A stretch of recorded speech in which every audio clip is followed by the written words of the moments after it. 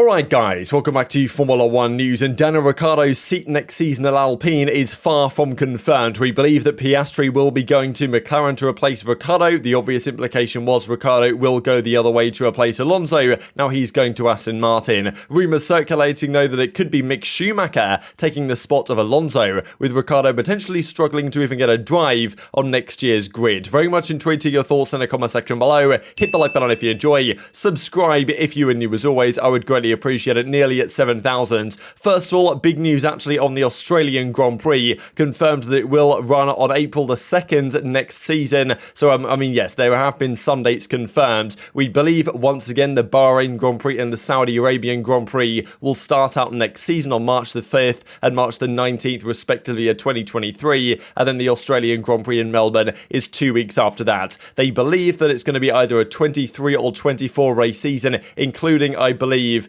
of course, the Las Vegas Grand Prix that's coming through, depending on whether China is a Grand Prix again next year. That's going to be the difference. And then the year after that, I believe that Kyalami in South Africa comes into play, and potentially other circuits they want to expand into as well. But the grid is shaping up for next season. Now, this on the driver stuff. So we know that Williams are contemplating their options. There's only two drivers in massive consideration right now. Nick de Vries was potentially a target, but now you guys might have seen some of the de Vries drama recently in Formula E. It didn't have a great season either. Unlikely to replace Latifi in the Williams seat. So either Latifi keeps that seat next season alongside Albon, who was recently confirmed, or another driver comes in to replace Latifi. The key target there is Logan Sargeant, an American driver, currently driving very well for Williams in Formula 2. If he keeps up these results, more than likely he will get a seat. Even Williams' boss Capito has said very recently indeed that he is convinced that he will get a drive at some point, and I believe he even said words to the effect of, he's going to make our decision kind of tricky or something like that. I think the initial implication there was that maybe they didn't want to bring Sargeant in yet, but that was when there was potentially Piastri lining up for the Williams seat when the McLaren seat wasn't so clear at the time, and now of course Piastri is going to go to McLaren instead of Williams, and that kind of like apparently verbal agreement that they had for Piastri to potentially get loaned to Williams for a season while they waited for Alonso to move on effectively and they could put him in Alpine. That's no longer going to be the case. Therefore, they might have to accelerate the plan for Sargeant to take that seat instead. That is the present rumour going around, that Logan Sargeant is the likely replacement. Maybe 60% chance it's going to happen, far from guaranteed, but on the present rumours it seems like this is looking more and more likely by the day that Sargeant may well be in Formula 1 next season, replacing Nicholas Latifi after still a difficult season there. Let's talk then about the Ricciardo situation, because this was spotted today, which is kind of a classic silly season type stuff here in Formula 1, but people have been paying very close attention to who is following who on Instagram and the like. Interestingly enough, Mick Schumacher, whose future at Haas is far from guaranteed, because we've heard recently that Haas aren't really sure they want to keep Mick on the team despite his recent upturn in form, and even though Ferrari might say otherwise, Haas are saying, well look, we get to decide our drivers at the end of the day, we shall do what we decide to do, and they haven't confirmed yet at all that Schumacher will be staying with them. Now look, if all of a sudden there's a fair bit of interest for Mick around the grid, then Haas probably think, okay, yeah, maybe let's lock him in for at least one more year and see how it goes.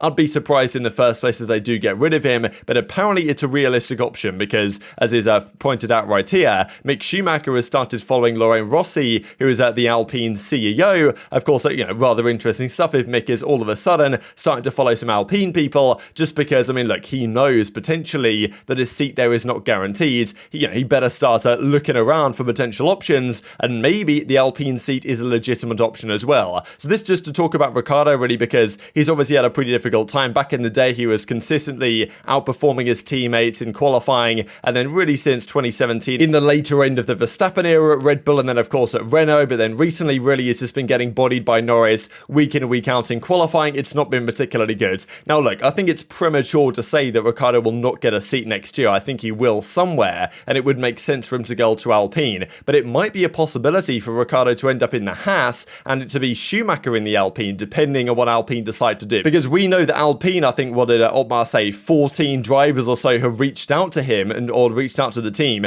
to try and get involved next season for their spots that Alonso is now left open, and Piastri, of course, has left open as well. Now, Ralf Schumacher reckons, of course, look, he gives a fair bit of commentary and often some rather hot takes to German media outlets about, his thoughts on how things are going to go. Now, he reckons, maybe based on just his perspective, perception or things that he's heard, that he doesn't expect Ricciardo to get another chance in Formula 1. This seems a bit of a stretch to me, that he's not going to get any seat anywhere. You'd have thought that even if it comes to Williams or even if it comes to Haas, then Ricciardo might, decide to go there if there are no other options on the grid. He certainly still seems committed to compete in Formula 1, and of course the obvious move is to Alpine. But Ralf Schumacher doesn't reckon that's actually going to be the case quite as easily as expected. Like as he mentions right here, the names are there with every cockpit. Mick Schumacher has also not yet signed a deal. Of course, like, he has a vested interest in Mick's success here, but we'll look at it regardless because of the rumours that we saw right there of, Mick following the Alpine CEO on Instagram. It's kind of interesting. Therefore, he would be a candidate with speed, as you have seen. Nico Hülkenberg also there. Then there is the Daniel Ricciardo question mark. Personally, I can't imagine that he would get another chance in Formula 1, but I don't know who Alpine should take at the moment. So as he goes on to say, Ralf Schumacher says his nephew Mick Schumacher is certainly an option for Alpine, and Mick Schumacher seems to believe that himself as well. Of course, we just looked at this. The other side of it actually is the other way around, right? It's not just Mick following the Alpine CEO, but it's actually the other way around that there might well be some interest here, because if you guys look at Alpine CEO's kind of Instagram and you look at the accounts that he follows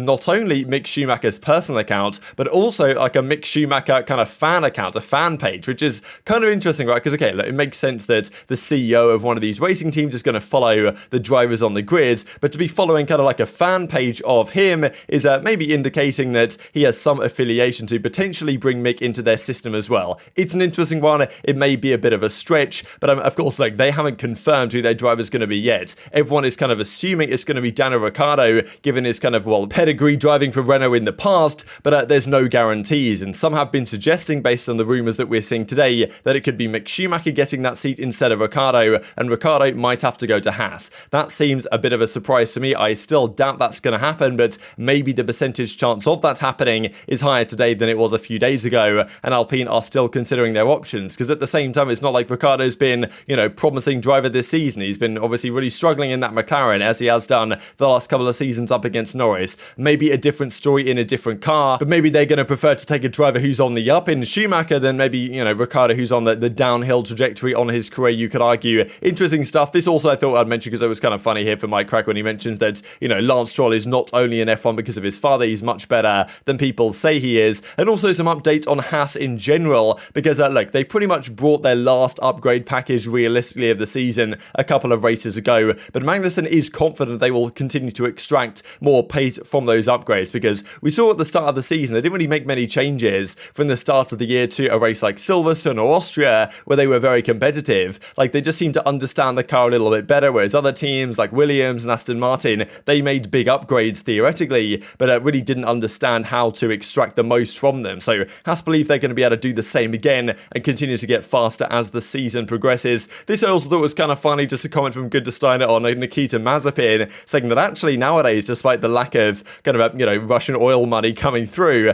they actually are making more money now. I think we're actually better off financially now because we're scoring better points. Not spinning into the wall every week does mean that, okay, they get the better results, they get more sponsors, they get more points. So basically just saying, yeah, Mazepin, despite the money he brought, actually left our team in a worse financial position than nowadays, especially because now they're a slightly cleaner company in that sense. They can attract new sponsors, right? They reckon potentially a new title sponsor is coming soon as well. So I thought I'd mention that to you guys because I thought it was relatively interesting. And just to mention this real quick from Ferrari, because we've heard the rumours here the last few days or the last few months really that, look, their engine is rather good this year. They've made a lot of progress with it. And that's a question, right? I know that Christian Horner did say at the start of the year he'd rather have a fast car that's unreliable than a reliable car that's not fast. And maybe Ferrari are taking a similar approach with their engine, saying that, like, look, we have a very fast engine that's not particularly reliable, but we can get it reliable and then dominate. I guess that's their theory. They have mentioned that they reckon they've made the greatest gains in engine performance in the last year or so